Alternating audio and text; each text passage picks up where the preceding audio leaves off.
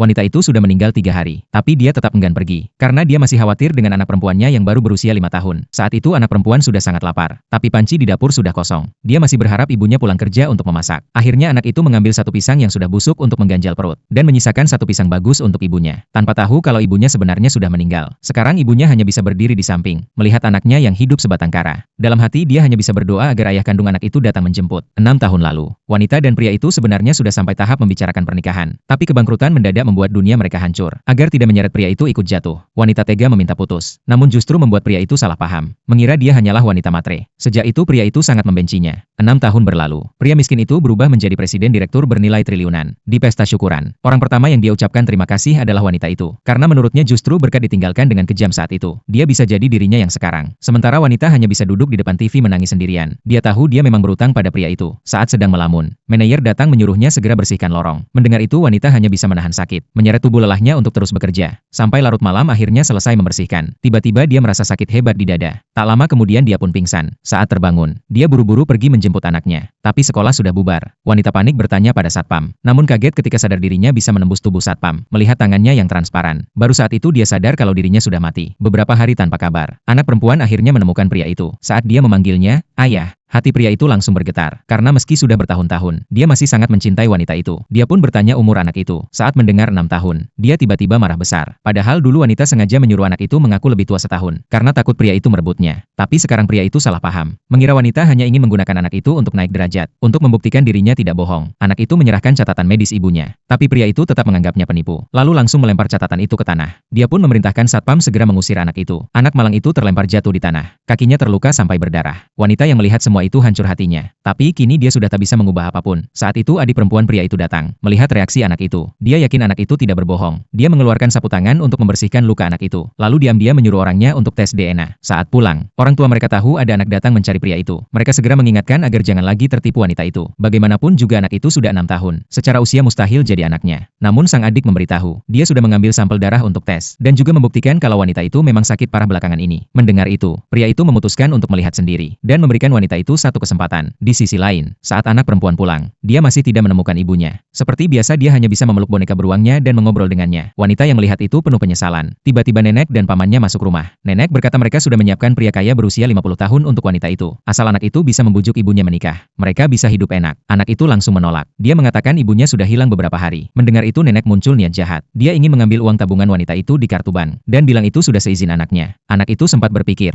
tapi tetap tidak mau memberitahu letak kartu bank. Paman pun mengeluarkan sebutir permen. Anak yang sudah 2 hari kelaparan akhirnya tergoda. Dia pun memberitahu lokasi kartu bank. Wanita hanya bisa berdoa agar mereka tidak menemukannya.